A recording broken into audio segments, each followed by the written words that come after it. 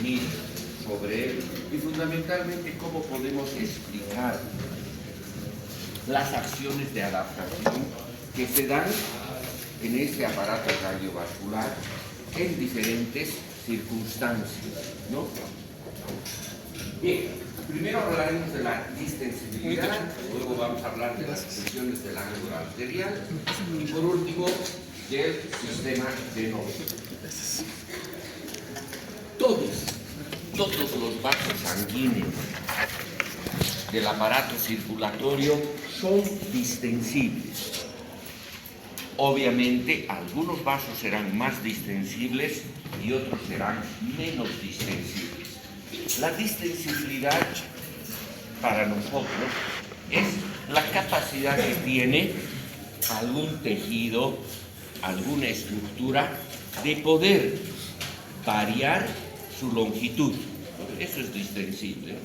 Un globo de carnaval es distensible, el globo de los cumpleaños es distensible, ¿no? Y gracias a que los vasos sanguíneos son distensibles, por ejemplo, permite que el gasto cardíaco, que es la cantidad de sangre que impulsa el corazón por minuto, pueda ser contenido a nivel del sistema arterial y pueda ser contenido en cada latido, en cada contracción sistólica, y de esta manera permitir que el flujo sanguíneo en las porciones terminales de los tejidos, o sea, estoy hablando a nivel capilar, sea un flujo continuo y no un flujo pulsátil. Porque el corazón es una bomba pulsátil. Con mucho, los vasos más distensibles del organismo son las venas, porque en la anterior clase vimos que la característica estructural de las venas daba para este propósito, ¿no ven? Gran volumen y paredes delgadas.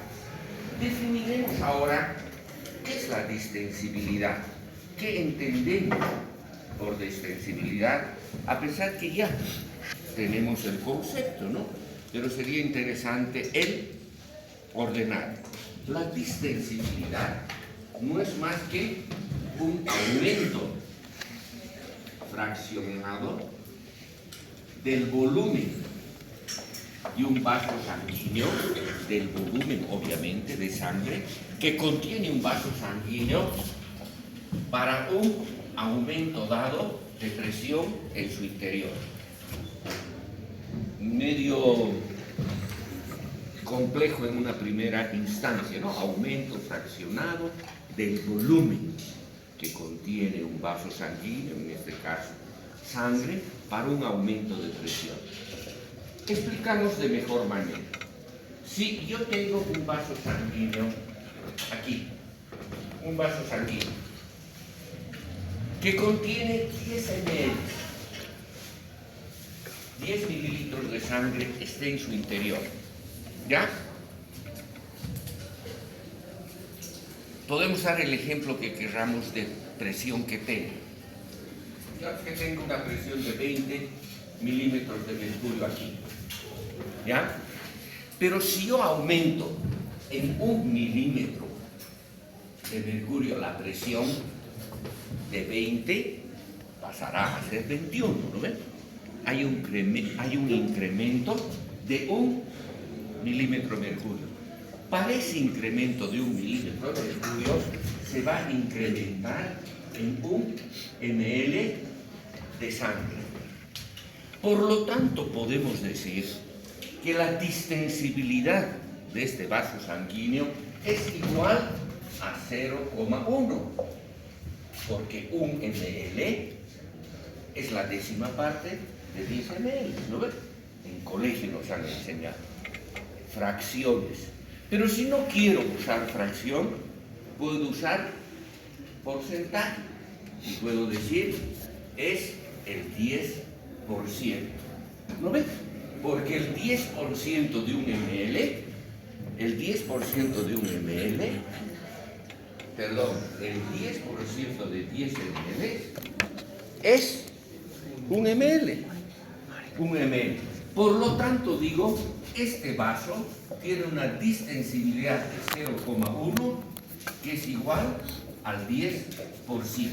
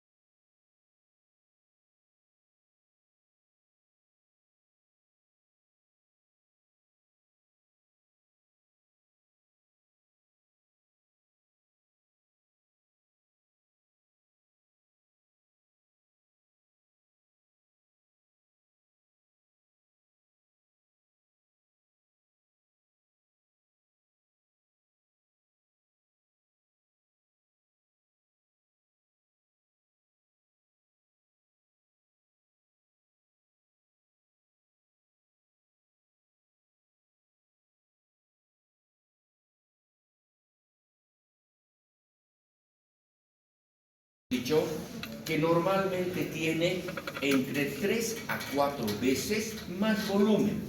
¿Recuerdan? La aorta, 2.5 centímetros cuadrados de área de corte transversal. Las venas cavas, 8. ¿Lo ves? A las arterias, 20. Las venas, 80. Entre 3 a 4. Entonces yo puedo poner aquí. Esto será 4 veces más, 3 a 4 veces. Eso, ¿no ve? Por lo tanto, este vaso es 3 mayor veces en diámetro. Y su distensibilidad es 8 veces más. Por lo tanto, 3 por 8, ¿cuánto es? 24. Quiere decir que este vaso sanguíneo es 24 veces más distensible que su homólogo arterial. Para un incremento mismo de presión, las venas van a acumular 24 veces más volumen. Ahí está la explicación. Porque en el sistema arterial está el 13% del volumen sanguíneo. Y en las venas está ¿cuánto? 64%. Ahora, nuevamente mantengamos esto de que compliancia y distensibilidad no son sinónimos. Estamos explicando la diferencia en arteria y vena, pero podemos decir que un vaso de gran volumen puede tener una mayor compliancia que un vaso de pequeño volumen. ¿No ves? ¿Se ha caído? No está prendido. La tecnología. ¿Tienes el otro? O si no, el otro ponle, por favor. Si no tiene pila. Sí, ya. ¿Listo? Ya, gracias. Nuevamente, les decía, mantenemos... Y distensibilidad son cosas pequeñas. Por ejemplo, un vaso grande y un vaso pequeño. Pueden tener una complianza o capacitancia diferente. Esta vena es muy distensible. Puede ir 3 a 4 veces más. Se va a volver así y va a contener esta cantidad de sangre. Pero esta arteria, que es grande, apenas se va a distender, apenas se distiende, pero va a contener muchísima más cantidad de sangre. O sea, su capacitancia es mayor. ¿Se entiende? Nuevamente les digo, si no entienden algo, preguntan y vamos a explicar de algún modo para que sí se comprenda. ¿Ya? Teniendo este entendimiento de distensibilidad, compliancia, podemos ver ahora las curvas de presión-volumen en el sistema arterial y el sistema venoso, porque estas curvas de presión-volumen son las que nos van a permitir entender un poco en esta parte inicial el cómo funciona el sistema vascular. Aquí yo tengo un eje y, como su nombre dice, curva de presión-volumen. Entonces voy a poner aquí la presión, 50 milímetros de mercurio, 100 milímetros de mercurio, etcétera, ¿no? Y aquí voy a poner el volumen. Aquí 1 litro, 2 litros, 3 litros, 4 litros, 5 litros de sangre, ¿no? El volumen. Ahora, voy a poner 700 ml. Más o menos aquí debe ser, ¿no? 700 ml. Y aquí voy a poner en 100 la curva. 700 y aquí voy a poner 400. ¿Ya? Y voy a unir estos dos puntos. Este es con rojo arterial. Esta es la curva de presión-volumen arterial. Explico. Cuando el sistema arterial está lleno, está repleto de 700 mililitros de sangre, la presión arterial media, siempre nos vamos a referir como presión arterial media, es de 100 milímetros de mercurio. ¿De dónde estoy sacando estos 700? De lo que hemos dicho, 13% de los 5.000 ml, ¿lo ve? Que es el volumen de sangre, el 13% más o menos son los 700 ml, ¿no ve? No es simple lógica, ¿no ve? Les he dicho, la medicina es lógica y es imaginación. La imaginación, algunos dicen que es la base del conocimiento, ¿no? Einstein decía, es más importante la imaginación que el conocimiento, porque la imaginación no tiene límites, el conocimiento sí tiene límites. Y la lógica, otros la llaman intuición, pero en sí es lógica, ¿no? ¿Cómo ha intuido? Porque ha pensado de una manera lógica, ¿no? Entonces, fíjense, los 700 es ese 13%. Cuando está lleno de 700 nos da 100 milímetros de mercurio. Pero ¿qué pasa si yo disminuyo tan solo en 300 ml? La presión cae a cero. Y sabemos, por lo que hemos visto en la anterior clase, en la ley de Ohm, flujo es igual a diferencia de presión sobre la resistencia. Y si no hay gradiente de presión, cero en el inicio y cero en la aurícula derecha, no hay flujo. Esta persona no tiene flujo, estaría muerta. Pero solo 300 ml los hemos distraído. Entonces, parecería que yo les he mentido, o el Guyton no nos está diciendo la verdad, diciendo que podemos perder fácil 1 litro, 20%, o inclusive 25%, y la persona en reposo no sufre una alteración importante de su función cardiovascular. Aquí viene la estimulación, simpática. Estimulación simpática. Porque es el mecanismo que va a corregir esto. Por lo tanto, fíjense, con el accionar de la estimulación simpática, estos 400 ml de sangre que han quedado en el sistema arterial, nuevamente pone a 100 milímetros de mercurio la presión arterial media. Obviamente, si ocurre una inhibición simpática, como vamos a ver después, ocurre lo opuesto, ¿no? Ocurre lo opuesto. Además, vamos a ver que no solo es este accionar de una vasoconstricción a nivel del territorio arterial el que actúa como mecanismo de compensación. Cuando hay una descarga simpática, son 3 cosas las que ocurren, ya les he mencionado, y esto lo van a usar a lo largo de todo sus años de formación, en su especialidad, en su subespecialidad, porque es algo que uno debe saber como rezo, dicen, ¿no? En primer lugar, que aumenta la función del corazón como bomba. Hay un influjo simpático, aumenta fuerza y frecuencia del corazón, hace que esta sea una bomba más eficiente. Luego, aumenta la vasoconstricción arteriolar.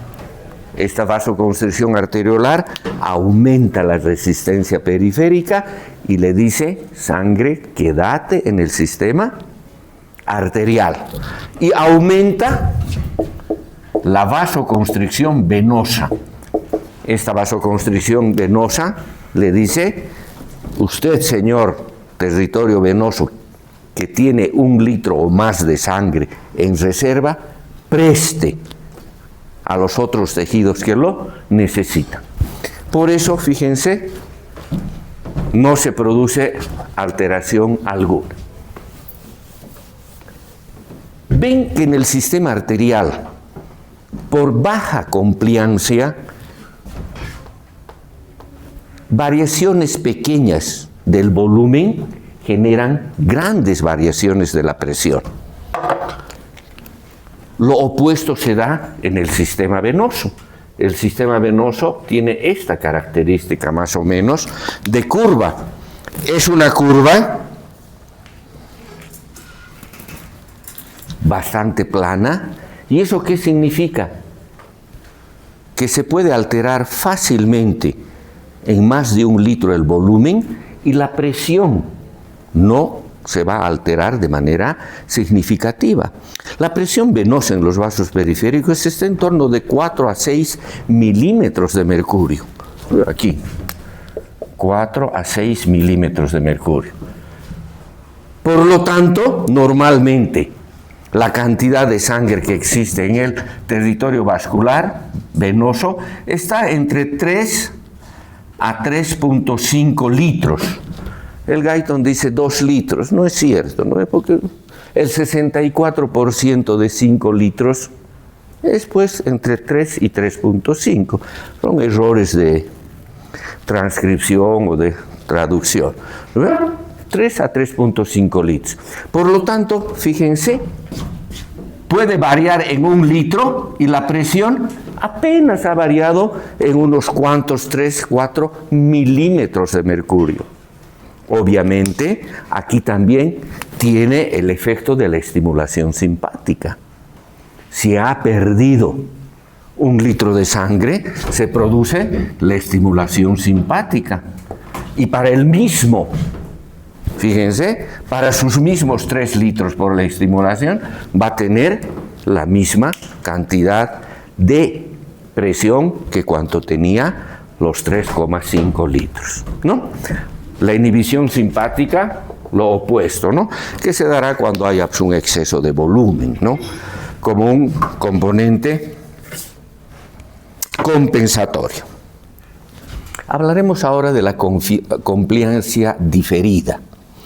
La compliancia diferida porque también va a ayudar a explicar el cómo funciona nuestro aparato circulatorio en diferentes circunstancias. Aquí voy a poner tiempo y volumen. Creo que aquí dice 5, 10, 15, y aquí el tiempo, en minutos. Si yo tengo un vaso sanguíneo aislado, vamos a poner aquí un vaso sanguíneo aislado, yo no sé cómo hacer el vaso sanguíneo, aquí está, ese es el vaso sanguíneo aislado, ¿ya? Que tiene sangre en su interior.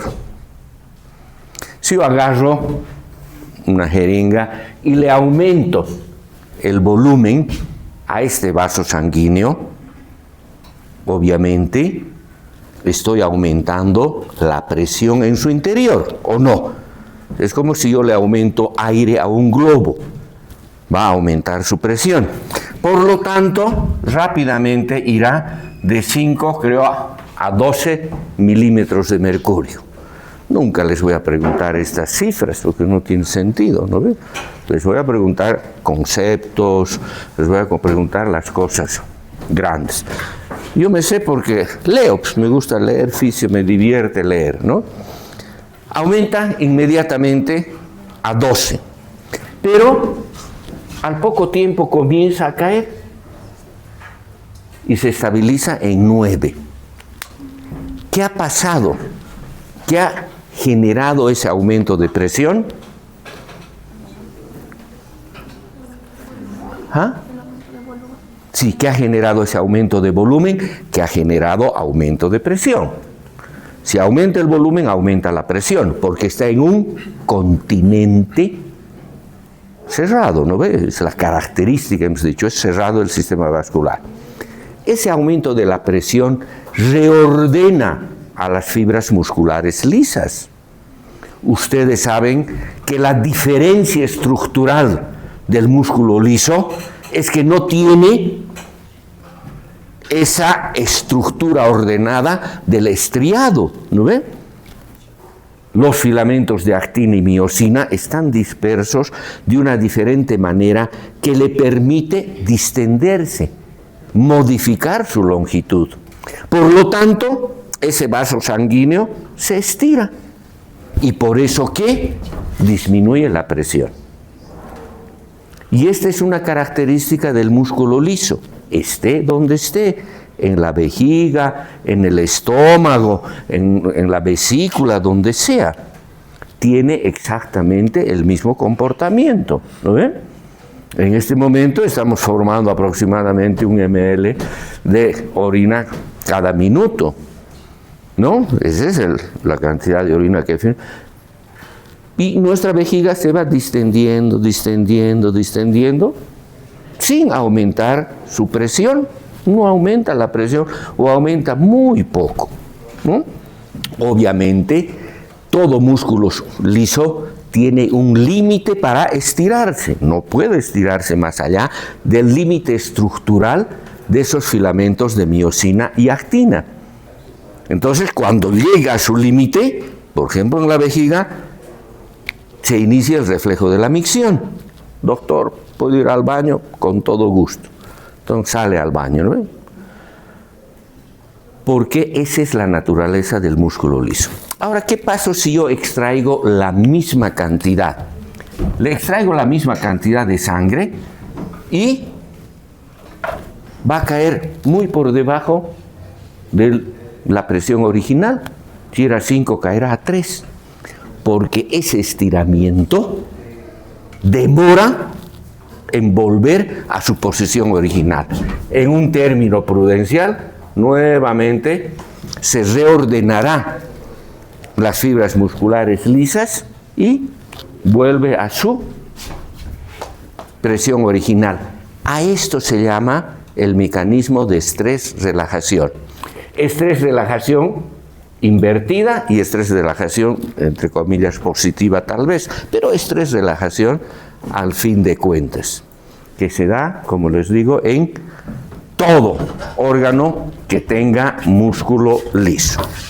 Bien, ahora, entendiendo esto, nos dirigiremos hacia el sistema arterial y vamos a ver que el sistema arterial recibe la sangre de manera pulsátil, porque los ventrículos se contraen aproximadamente con una frecuencia de, ¿cuánto? Por minuto. Músculo cardíaco han visto, ¿no ve?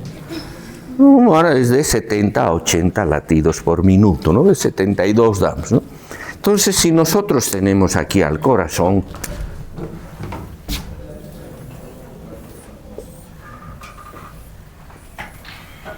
del ventrículo izquierdo sale la arteria aorta, ¿no? Y sabemos que el gasto sistólico, ¿cuánto es? ¿Recuerdan? 70 ml, ¿no ve? Más o menos 70 ml. Quiere decir que, obviamente, ambos ventrículos, cada vez que se contraen, eliminan 70 ml, ¿no? De manera brusca, diríamos, ¿no? Y esos 70 ml inmediatamente pasan a la aorta. Pasan inmediatamente a la aorta. Pero la aorta es distensible. Hemos visto que tiene distensibilidad, tiene capacitancia. No será tan grande como el sistema venoso, pero sí lo tiene. Por lo tanto, este como que se va a inflar un poquito. Después se infla otro poquito. ¿Esto qué significa? ¿Esto qué significa? Que la sangre va en oleadas, ¿ya? Y cada oleada aumenta la presión. Por eso que decimos que hay una presión sistólica y hay una presión diastólica, ¿no ven? Ese que va en oleadas genera lo que llamamos una transmisión de la onda de presión. Aquí se produce esto, así le dibujaré, es una onda de presión. No es, no es el volumen de sangre que genera la pulsación, sino la onda de presión. Nuevamente, me explico. Y creo que siempre es interesante explicarse con ejemplos de la vida cotidiana, ¿no? Este es un estanque de agua, ¿ya? Es un estanque de agua, ¿no? Si uno agarra una piedra grande y bota al medio, como lo hacíamos cuando éramos chicos, ¿no ve? ¿Ustedes han hecho eso? No sé. Antes Cochabamba pues, era lleno de coches, por eso se llamaba Cochabamba, ¿no? Uno arrojaba una piedra, ¿no? Y se producía la onda, ¿no ve? Unas ondas, pero no hay transmisión de volumen, porque si era sucio, lo sucio aquícito estaba, pero la onda ya llegaba al borde, ¿no ve? Cuando teníamos nuestros barquitos, que a veces uno se hacía de barquito de papel o de madera balsa, hacíamos, ¿no? En colegio. Mandaba y para que regrese era piedra, ¿sí? Esa es la onda de presión. Por ejemplo, es lo que sucede en los tsunamis, ¿no ve? Se cae una montaña, la cantidad de agua que se desplaza no llega más allá, no sé, a 50, 100 kilómetros. Pero la onda de presión se transmite miles de kilómetros. Recuerdan en un fin de año en Tailandia, creo, ¿no ve? Arrasó y mató 400, 500 mil personas. Pero fue la onda de presión, no fue el líquido que llegó. ¿Se entiende? Entonces, exactamente eso es lo que sucede. Y vamos a ver que esta onda de presión a nivel de la aorta va con una velocidad entre 10 a 15 metros por segundo. Eso es desde esta esquina hasta la otra esquina del placillo. ¿No ve? En cuanto a velocidad de la transmisión de esta onda. Pero la sangre, ¿cuándo hemos dicho que es la velocidad de flujo sanguíneo en la aorta? El día de lunes. 33 centímetros por segundo. ¿No les he dicho, no? Una regla. En un segundo va 33 centímetros. O 0,33 de metros, una nada. ¿Ve? Sin embargo, la presión del pulso, 15 metros, se ha ido allá al frente. Por eso que cuando tomamos el pulso radial, es casi absolutamente sincrónico con el latido del corazón. Si ustedes ponen su estetoscopio y ponen los dedos sobre la arteria radial, al tiro se siente casi sincrónico. Tuc, tuc, tuc. Porque aquí cuánto habrá, 70 centímetros.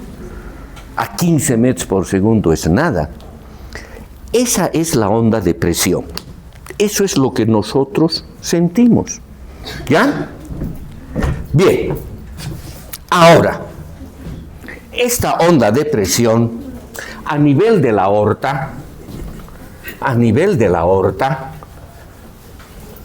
genera una curva que se llama la curva de presión aórtica.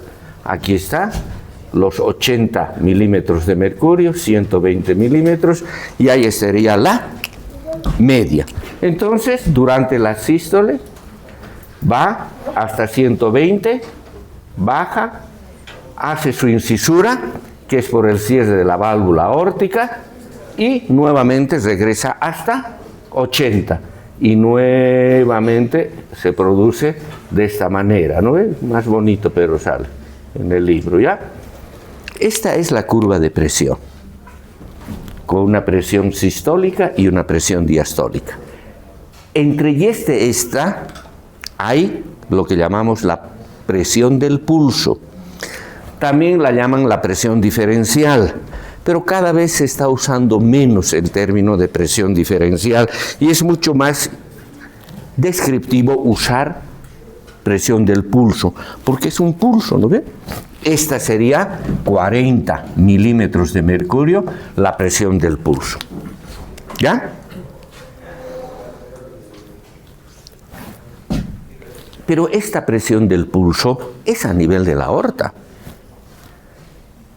Pero conforme va hacia la periferia, aquí vamos a poner conforme va avanzando eso, a las arterias, arteriolas, capilares va disminuyendo esto, ¿no? Entonces, en las arterias ya vas menos. Y en los capilares llegará casi de manera continuo el flujo. ¿Por qué? Porque en ese viaje se ha amortiguado este pulso de presión. Y son dos los factores que le amortiguan: la resistencia al flujo y la compliancia de esos territorios arteriales periféricos. Porque la compliancia distiende y contiene. Cuanto más volumen contenga, cuanto más capacitancia tenga, menor va a ser la presión del pulso, ¿no ve? Obvio, porque va a sostener mucha más cantidad y la presión va a elevarse menos.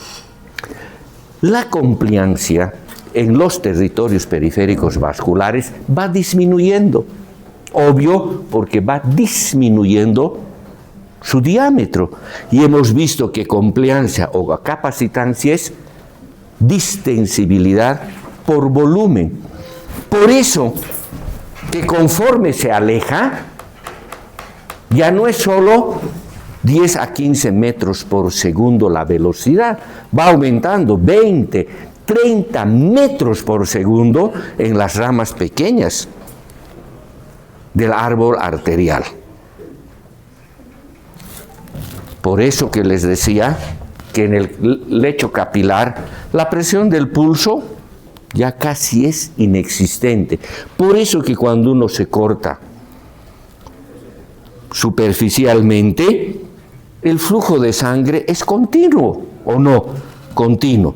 Pero no sé si ustedes han visto cuando alguien ha tenido una lesión de una arteria. Creo que ven ustedes en las películas ahora, ¿no? Son muy gráficas. Lamentablemente alguna vez veo, ¿no? Y chisguetea, ¿no ves? Ese es con cada latido. Y es cierto, no es imaginación del cineasta, es lo que sucede. Ojalá no tengan que ver o lo vean muy excepcionalmente cuando estén en las emergencias, ¿no? Se ve chisguetazo cuando la arteria es lo más voluminosa y todavía hay pulsos de presión. Por lo tanto, en el lecho capilar ya está amortiguado el pulso de presión. Por eso que solo vamos a encontrar pulsación capilar en dos circunstancias. Cuando haya un aumento importante de esta presión del pulso, de esto, o cuando haya una dilatación arteriolar importante.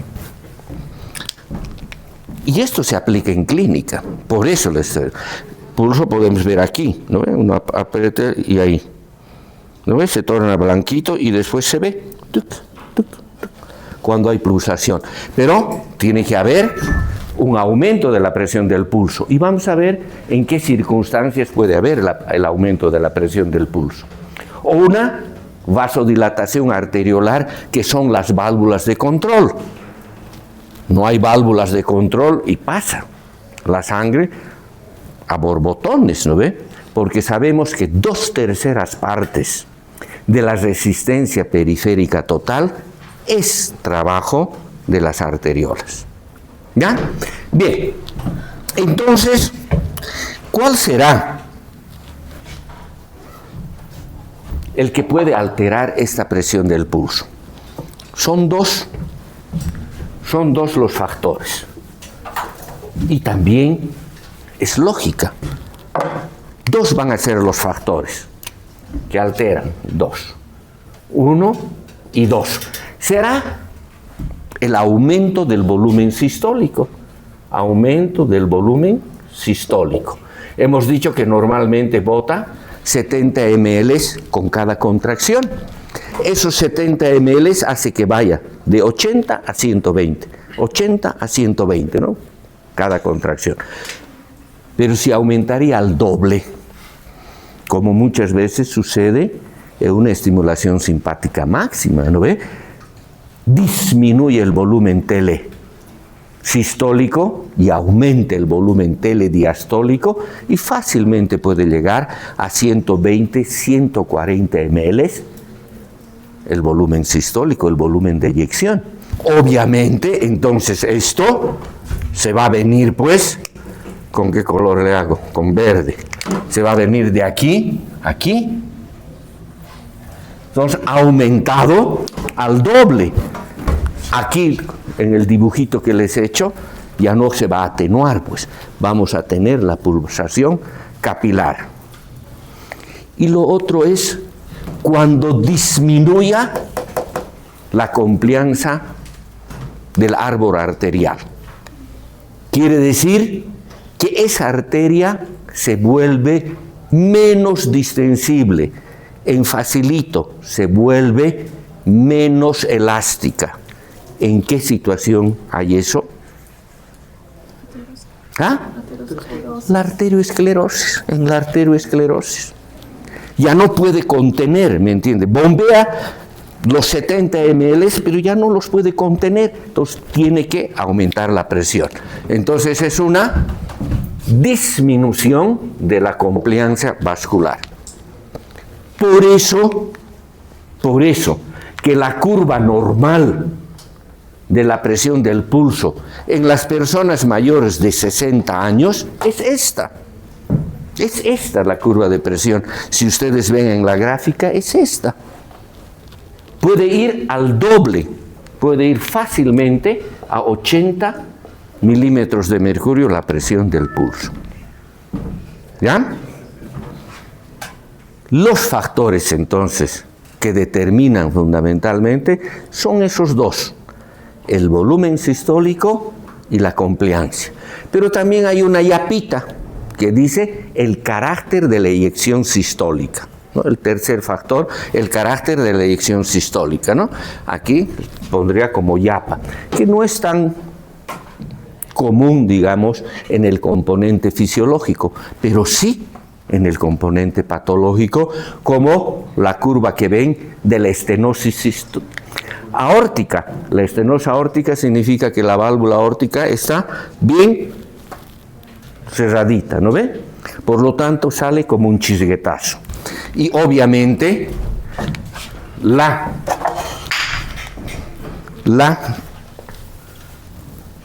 gráfica es diferente a la que está en su libro, porque la característica es de una estenosis achatada, así. Si está disminuyendo el carácter, disminuye la presión del pulso. En su libro, fíjense, está igualito. Entonces hay que corregir, ¿no ven? No es así, es así. Podemos ver dos situaciones ahí como corolario, porque después ustedes van a ver mucho más en fisiopato, etc. Por ejemplo, la persistencia del conducto arterioso. Ustedes han llevado embriología y saben que durante la vida fetal no hay necesidad que pase sangre por los pulmones, porque están colapsados y la oxigenación se produce en la placenta, la hematosis, el intercambio. Entonces todo lo que va por la aorta también va por el conducto arterioso a la arteria pulmonar para hacer un shunt, ¿no? Un cortocircuito. Pero muchas veces se produce la persistencia, por lo tanto tiene que aumentar el gasto cardíaco para compensar este desvío. Y vamos a tener que su característica es igual grande y baja, ¿no ve? Un gran aumento de la presión del pulso, bastante similar, diría, al anciano, ¿no? Y el otro es la insuficiencia aórtica, ¿no? En la insuficiencia aórtica que tiene esta característica, ¿no? Tiene que volver a cero. Su libro no vuelve a cero, tiene que volver a cero.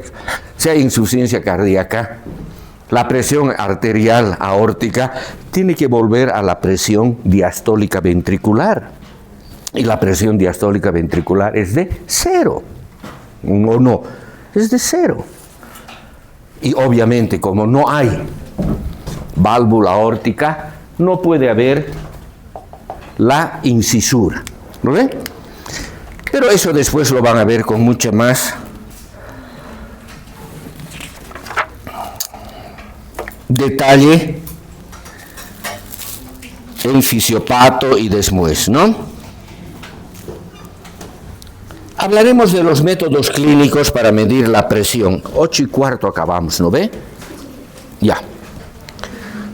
Métodos clínicos para medir la presión arterial. ¿Se entiende hasta aquí? Si no me interrumpen, no tengan pena, como dicen los cambitas, de interrumpirme, ¿no? Hay toda una práctica que hacemos de medición de la presión arterial, ¿no? Pero es importante saber medir la presión arterial de manera correcta, porque muchas veces las cosas que parecen ser sencillas las descuidamos y obtenemos malos resultados por eso. Ah, no, pero sí es fácil, ¿no? Y nos chacatamos, como dicen, ¿no? Aquí vamos a dibujar, muy rápidamente vamos a hacer. Este es su dedo, este es su... ¿Lo ve? Entonces vamos a tener aquí la arteria braquial y que va a ir a la antecubital, ¿no? Entonces, ¿qué hacemos? Nosotros ponemos un manguito de presión aquí, ¿no ve? El manguito de presión, ¿ya? Lo importante que el manguito de presión siempre debe estar a la altura del corazón. Como vamos a ver, la presión hidrostática o presión gravitacional ejerce mucha distorsión en la presión final. Vamos a explicar después, porque creo que después está esa parte de...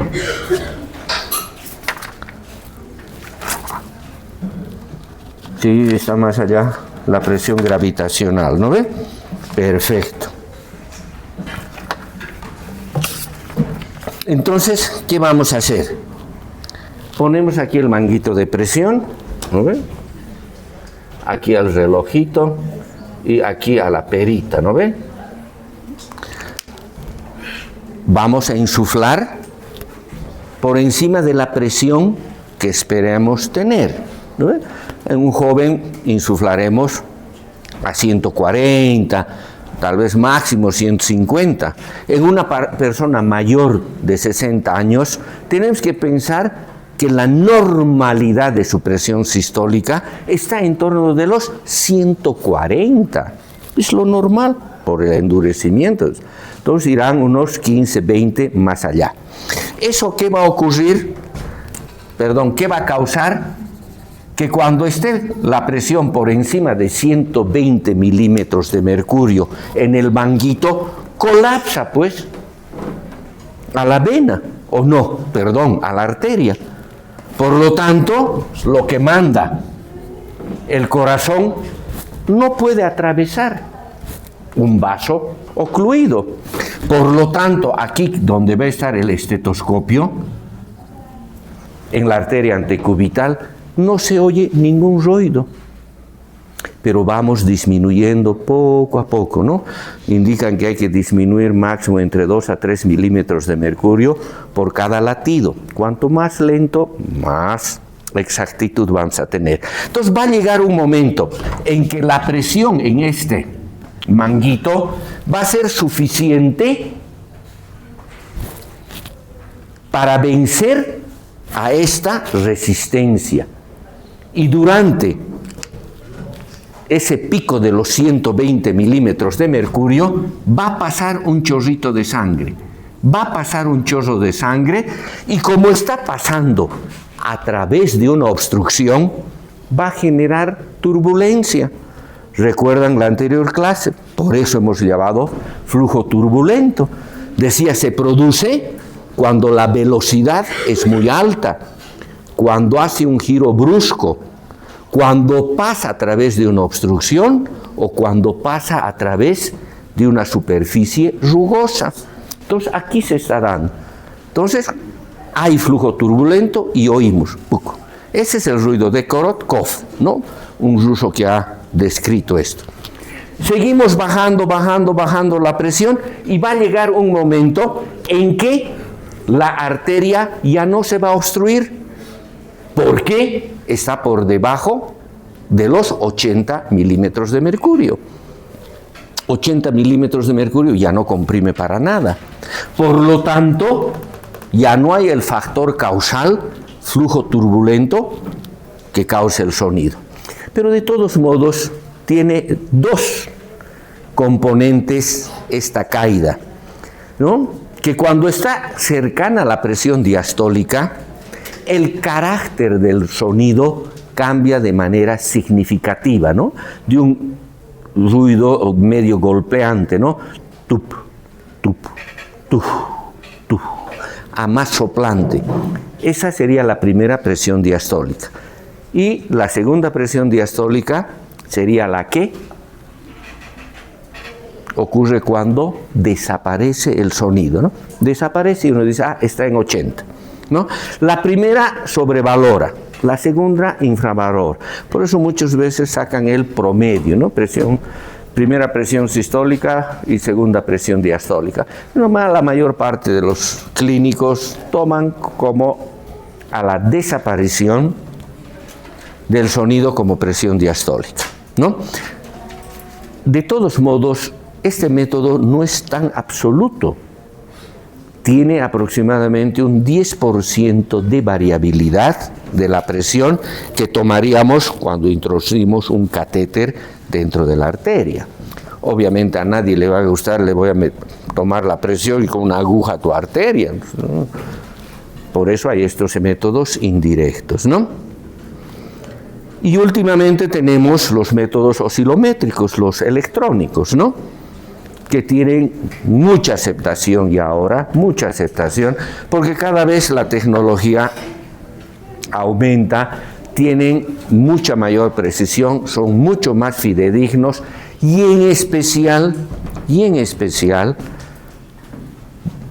supera lo que llamamos el síndrome de la bata blanca. El síndrome de la bata blanca es que la persona incrementa su presión arterial viendo a un personal sanitario con bata blanca. Y es bastante común. Yo hago eso. Y eso que trato de controlar, ¿no? Hago bata blanca, yo ya sé qué voy a hacer. Porque el sistema nervioso simpático y todo el aparataje está diseñado para subir la presión arterial, no tanto para bajarla. Yo les digo a ustedes, piensen como en un auto. Todo el sistema que tiene el auto, cajas, válvulas, no sé, ¿no? Es para darle poder, darle velocidad, no para desacelerar. Para desacelerar tenemos el freno o soltar el acelerador. No hay más. Todo lo demás en el carro está diseñado para darle más velocidad, más fuerza, etcétera, etcétera. Lo mismo en nuestro sistema. Nuestro sistema está diseñado para aumentar la presión. Para cuando uno hace ejercicio, sube, se asusta, todo, es aumentar. Muy poco para disminuir. Por eso que vemos uno con bata blanca y ¡boom!, no sube la presión, ¿no? Entonces para eso se usa estos oscilométricos. Pero siempre tengan en cuenta que el manguito de presión tiene que estar a la altura del corazón, porque si no, afecta la presión hidrostática.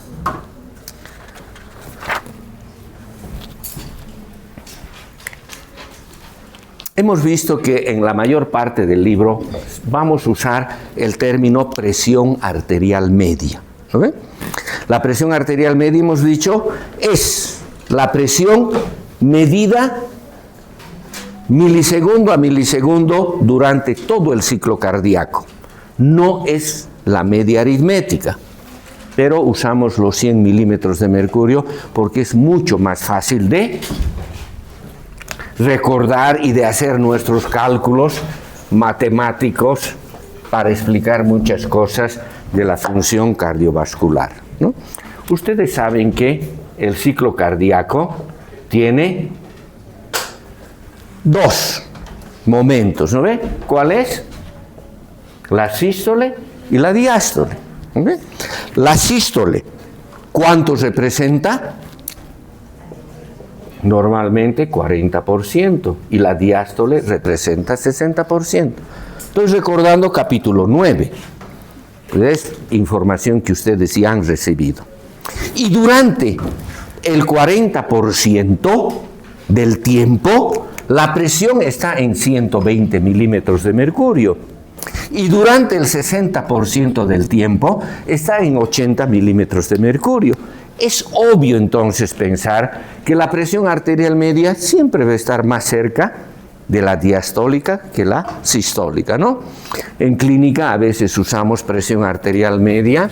Presión arterial media es igual a la presión sistólica más 2 la presión diastólica dividido entre 3. ¿Ve?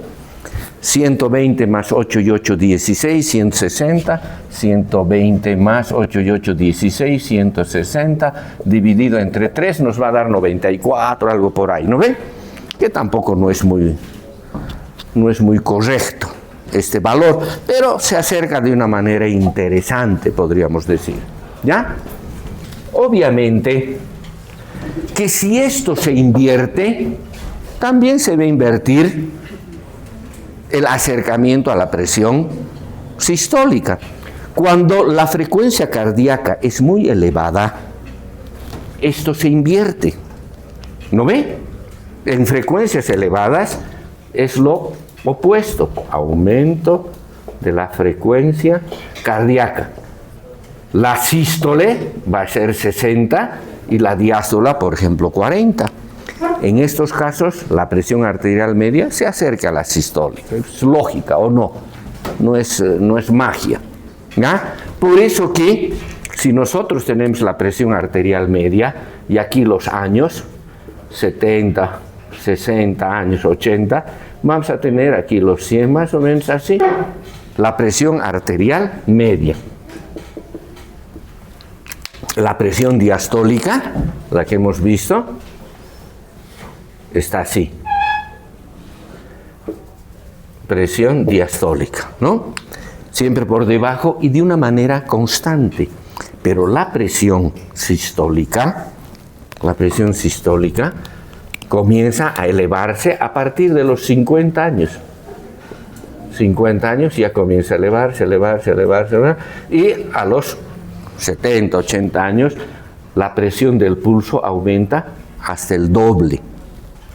En vez de ser 40, ¿lo ve? 120 menos 80 es 40, puede fácilmente subir a 80 milímetros. ¿Por qué a partir de los 50 años ya empieza a haber esta distorsión? Porque a partir de los 50 años los riñones envejecen. Si no, seríamos inmortales, ¿no? Entonces, parte del proceso de envejecimiento renal, porque como vamos a ver, es el sistema renal líquido corporal el que regula la presión arterial a largo plazo. Y obviamente, más de los 60, quien contribuye a ese incremento es la arterioesclerosis. Entonces, esta es una curva normal de distribución de la presión. Hablaremos ahora de las venas.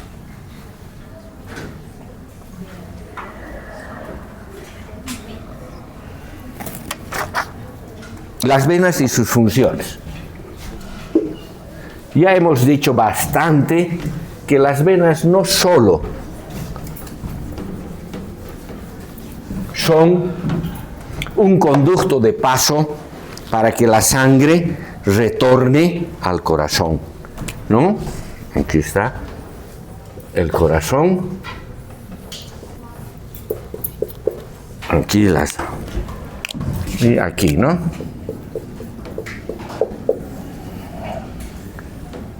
Así, y de aquí sale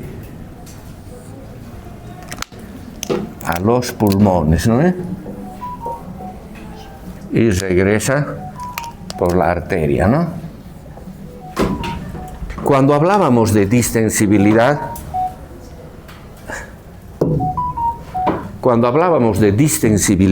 algo que me he olvidado decir es que la distensibilidad del sistema venoso hemos visto que es 8 veces mayor, ¿no ve? En todo, tanto en la circulación sistémica como en la circulación pulmonar. La distensibilidad en las arterias pulmonares es mucho menor porque la presión en la circulación pulmonar es 1/6 parte. Por lo tanto, la distensibilidad de las arterias pulmonares son 6 veces más que el sistema arterial común. Solo como yapa, porque creo que me olvidé decirles eso, ¿no? Este territorio venoso, entonces vamos a ver que, como ya hemos repetido muchas veces, es un reservorio. El sistema venoso tiene esa capacidad de almacenar, pero vamos a ver que también tiene una bomba venosa. Las venas tienen una bomba venosa que ayuda a que la sangre retorne al corazón. La bomba venosa, ¿no?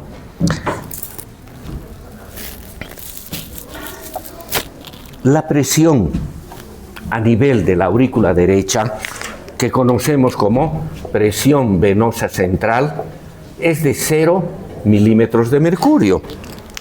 Ya lo hemos visto, creo, la anterior clase, y decíamos, ¿por qué es de 0? Porque el corazón es un autómata, ¿ve?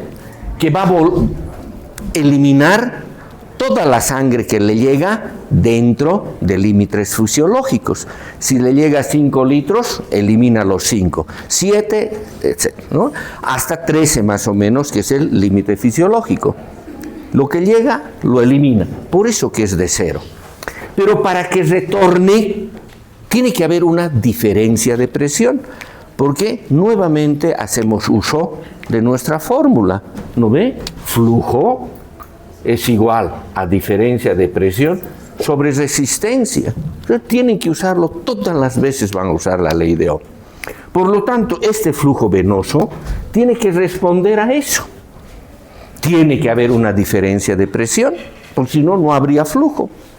Normalmente está alrededor de +4 a +6 milímetros de mercurio, obviamente en decúbito supino, ¿no? La persona tiene que estar echada, porque cuando esté parada actúa la presión hidrostática, ¿no? Como vamos a ver después. Entonces tiene que haber un gradiente, necesariamente tiene que haber un gradiente, y también tiene que haber una resistencia al retorno venoso. Y la resistencia al retorno venoso, hemos dicho, es la fuerza que se opone a que circule la sangre.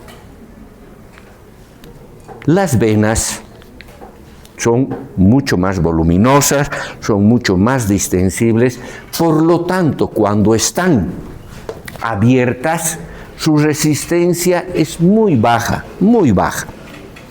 Pero hay lugares donde está ocluida. Por ejemplo, cuando hace la curvatura sobre la primera costilla, ahí la vena está ocluida. Por lo tanto, tiene que haber una presión mayor para vencer esa oclusión. El contenido abdominal, obviamente, y la presión intraabdominal también ejercen presión sobre las venas. No están tubitos totalmente cilíndricos, están o ligeramente aplanados u ovoides. Entonces tiene que haber una mayor presión en el inicio del vaso para que haya gradiente, para que haya diferencia de presión y la sangre pueda regresar. Esta presión venosa central, que normalmente es de 0 milímetros de mercurio, ¿ya? Por lo tanto, va a estar regulada por dos acontecimientos. presión venosa central. Dos fundamentalmente. Por dos vamos a ver que son los que determinan esa presión. En primer término, va a ser la capacidad del corazón como bomba. Porque hemos dicho, es un autómata. Si el corazón funciona de manera normal, todo lo que le llega va a eliminarlo. Por lo tanto, no va a aumentar la presión. ¿Sí o no? No va a aumentar la presión. ¿Ya? Pero, si ese corazón es insuficiente para bombear la sangre que le llega, a eso se llama insuficiencia cardíaca, se va a remansar la sangre aquí. Y por lo tanto va a aumentar esta presión. Va a aumentar esta presión. O sea, la presión venosa central por el componente cardíaco depende de su funcionamiento. Si ese corazón se contrae con mucho vigor, la presión venosa central puede caer a -3 a -5 milímetros de mercurio, que es la presión negativa que existe en la cavidad torácica, más tampoco va a poder caer. ¿Ya? Porque la presión en la aurícula derecha, presión venosa central, depende del equilibrio entre sacar la sangre de esa aurícula y que le llegue la sangre a esa aurícula. Va a sacar la sangre mejor o peor de acuerdo a que el corazón funcione mejor o peor. Y el otro componente va a ser el retorno venoso, la cantidad de sangre que le llega. Si le llega muchísima sangre, obviamente le va a superar al corazón. Entonces no va a poder bombear y va a aumentar la presión venosa central. O lo contrario, por una hemorragia, una deshidratación severa, lo que quieran, disminuye el retorno venoso. Obvio, va a disminuir la presión venosa central. Es como tener plata en el bolsillo, siempre les digo, y en la mayor parte de los sistemas de control es así. La plata en el bolsillo depende de cuánto ganas y depende de cuánto gastas, ¿no? Si le llega harto, va a haber harta presión. Si llega poco, poca presión. Si gasta mucho, poco. Si gasta menos, aumenta. Es, como les digo, en la absoluta lógica. ¿Qué puede generar una variación del retorno venoso? Tres cosas. Primero, el volumen sanguíneo. Obvio, el volumen sanguíneo. Si hay una hemorragia, le va a llegar menos y va a disminuir la presión. Si hay o cuando hay una transfusión masiva, si hay una transfusión masiva o la enfermera se ha olvidado cerrar el litro de solución salina y en 5 minutos le hace entrar, va a aumentar. Si es competente no va a pasar nada, lo único que va a decir vaya a comprar de nuevo, porque después lo va a eliminar por vía renal, ¿no? Si es competente, ¿no? La variación del volumen. Lo otro es el grado de constricción venosa. O se distiende y retiene, o se comprime y aumenta. Y el otro sería la dilatación arteriolar. Si hay una dilatación arteriolar importante, la sangre rápidamente va a fluir porque estas válvulas de control no se están oponiendo. Entonces aumentará el retorno venoso. Esto de retorno venoso vamos a ver cuando hablemos de gasto cardíaco y retorno venoso, con un poco más de detalle, porque estos mismos factores que estamos viendo ahora superficialmente, los vamos a tal vez un poquito tocar con más detalle, son los que participan en la regulación del gasto cardíaco, exactamente los mismos, porque absolutamente inherente a la presión venosa central.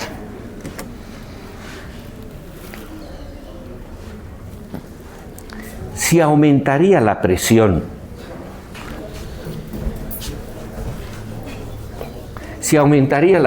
venosa central, obviamente la resistencia al retorno venoso aumenta, ¿sí o no?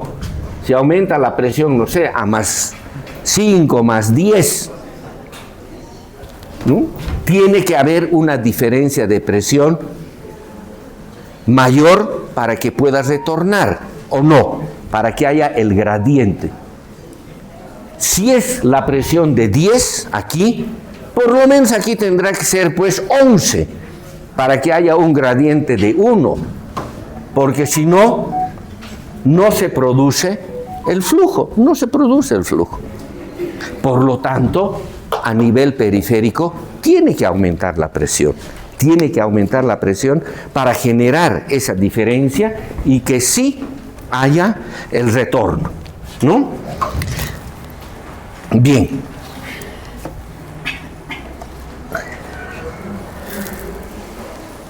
Les decía que cuando están distendidas las venas casi no ejercen presión, pero hay presión por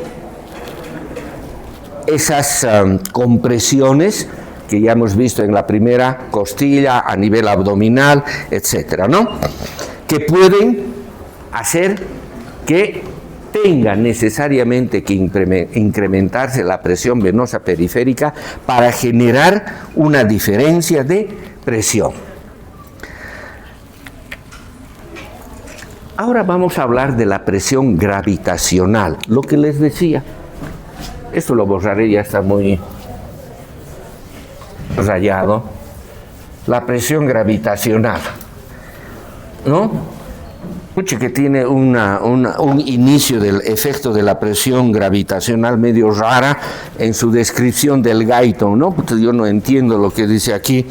En cualquier organismo de agua, creo que hay una película de Benicio del Toro, ¿no? Del agua, expuesta en el aire, medio raro es eso, ¿no? Pero vamos a simplificar lo que significa eso, ¿no? Aquí tenemos una persona, este es su...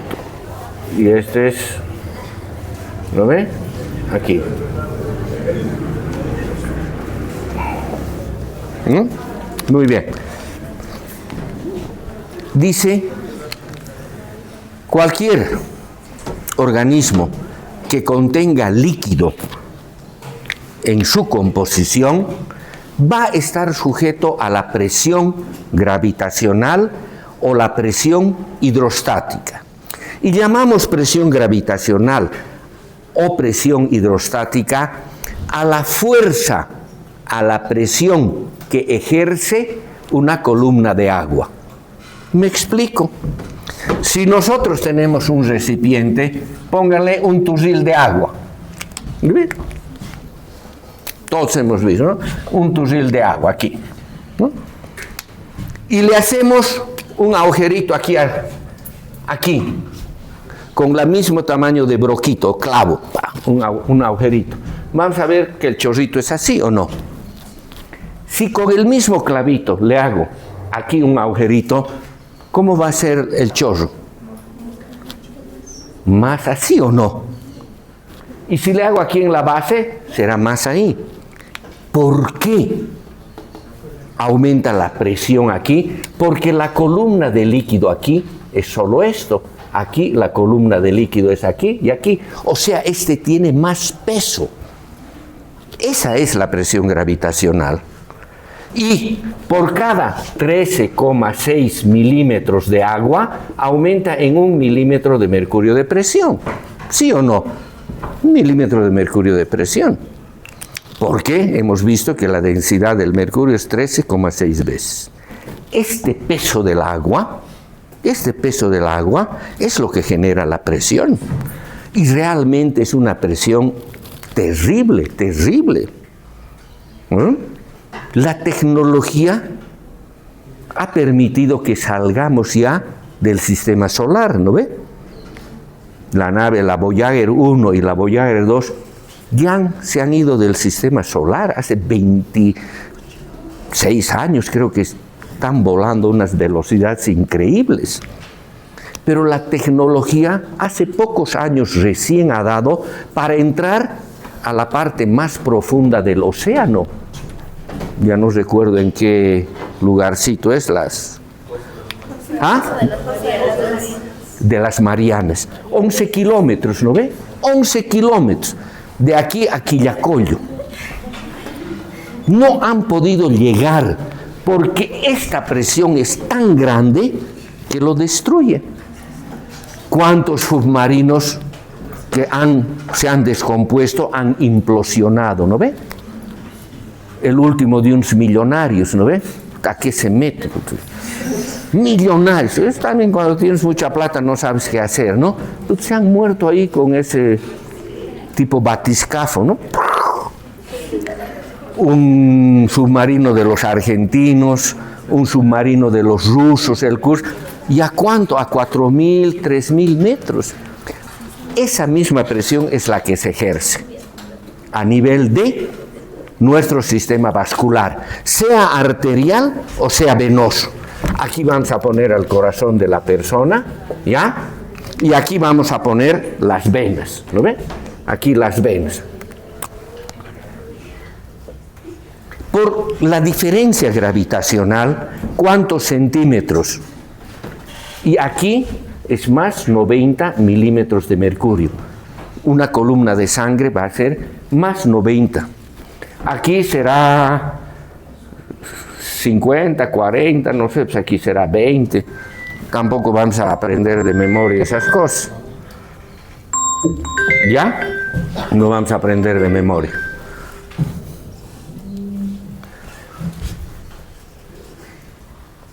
Pero aquí arriba sucede lo mismo. Porque esta presión venosa central siempre es cero. ¿Por qué les repito? Porque el corazón siempre está eliminando toda sangre que le llega. Si la persona está parada, aquí va a haber una presión negativa, menos 10 milímetros de mercurio. ¿Sí o no? Es como cuando uno llena, ¿lo ve?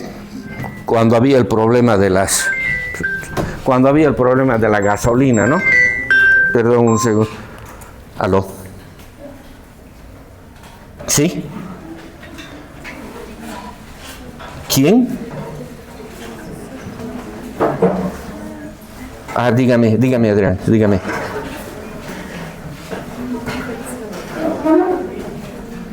No hay. No quiere ser el directorio. No quiere, tiene que ser habitante siempre. ¿Ya? Ya, listo, no te... Ya me he perdido. Pues. Lo que les decía, en la época de ¿no? Agarrábamos un bidón de gasolina, una manguera, ¿no ve? Le pones una manguera, chupas y cuando se está acabando hay una succión, ¿o no? La manguera, ¿no ves? Succiona. Exactamente lo mismo sucede. Porque aquí está el cero y aquí está, entre comillas, el bidón o el balde. Entonces succiona. En una cirugía, si le abres el seno sagital, succiona, entra al corazón, embolia gaseoso y a rendir cuentas al creador, ¿no ven? Puede causar la muerte, obviamente puede causar la muerte. Muchas cirugías hacen sentado a los pacientes neurológicos, ¿no ven? Obviamente no tocan el seno sagital, que es componente venoso, ¿no? La mayor parte lo hacen echado, y cuando está echado la presión es uniforme en todo lado, ¿no? Les decía, aquí es más 90 milímetros de mercurio, siempre y cuando no funcione la bomba venosa y la persona esté absolutamente estática. Porque si yo en este momento dejo de moverme absolutamente, esta presión gravitacional va a ir generando un encharcamiento en mis pies por el efecto de la presión. Y se acumula la sangre y va distendiendo las venas. Si se distienden las venas, sus valvas ya no se cierran bien, porque esto se ha distendido, ¿me entienden? Por lo tanto, la valva no crece, porque la valva es tejido fibroso. Entonces ya queda aquí y la sangre retorna. Y en el lapso de unos 30 minutos, comienza a acumularse aquí la sangre. Aumenta la presión venosa, aumenta la presión capilar, y si aumenta la presión capilar, el volumen sanguíneo disminuye porque sale el contenido líquido de la sangre a los tejidos. Y si la persona no camina o no mueve, hace contracciones isométricas, puede disminuir el volumen sanguíneo fácilmente en 1 litro o 1 litro y poco. Y como está estático, cae el soldadito, ¿no ve? No me digan que no han visto los videos, ¿no ve? Justo cuando está pasando la reina, ¡pum! Obviamente le van a cascar porque no ha hecho caso de hacer contracciones isométricas, porque no puede moverse, ¿no ve? Pero uno puede hacer contracciones isométricas. Por ejemplo, yo que estoy caminando ahora, mi presión ahí no debe estar superando los 20 milímetros de mercurio, porque está funcionando esta válvula, bomba venosa. Porque cuando se distiende esto, de manera automática se produce una contracción, porque esa es la otra característica del músculo liso. Frente a una distensión hay una acción de rebote contráctil. Pero además, aquí le coadyuva las pulsaciones arteriales, las contracciones musculares, el hecho de tener movilidad. Por eso que no va más allá de los 20 milímetros de mercurio de presión. Pero muchas veces, por cuestiones laborales, la persona permanece parado mucho tiempo, ¿no? Y no hace contracciones isométricas, no se mueve, o porque tiene un aumento de la presión intraabdominal. El más común, el embarazo, pero puede ser también un tumor abdominal, esa obesidad, ¿no ves? Barriguitas cerveceras que llaman, ¿no ves? La obesidad abdominal, o puede ser la presencia de un exceso de líquido, la ascitis. Todos estos comprimen aquí y por lo tanto aumenta la presión a este nivel y estas venas se vuelven varicosas. Todos han visto una vena varicosa, ¿no ven? Fundamentalmente en la parte inferior, y se tornan protrusiones bulbosas, ¿no ve? Y las venas varicosas molestan, causan problema porque generan un edema. Creo que el Guyton dice una inflamación. No es inflamación, es edema, es traducción, ¿no? Es un edema. Y el edema, ¿qué va a causar? Disminución de la nutrición, porque los vasos sanguíneos no son competentes, la distancia que deben recorrer los nutrimentos es muy grande y sufre los músculos que se tornan dolorosos y en especial la piel que puede gangrenarse. Tratamiento sería poner los pies al nivel del corazón, ahí no hay efecto gravitacional. Tendría que vivir de echado y creo que solo los millonarios ni siquiera quieren vivir de echado, se meten al fondo del mar, ¿no es? A implosionarse. Obviamente tienen que usar las medias de compresión, ¿no? Es medias de compresión que ayudan, pero lo fundamental es prevenir esto, ¿no? Tienen que prevenir para que no se desarrollen estas varicosidades.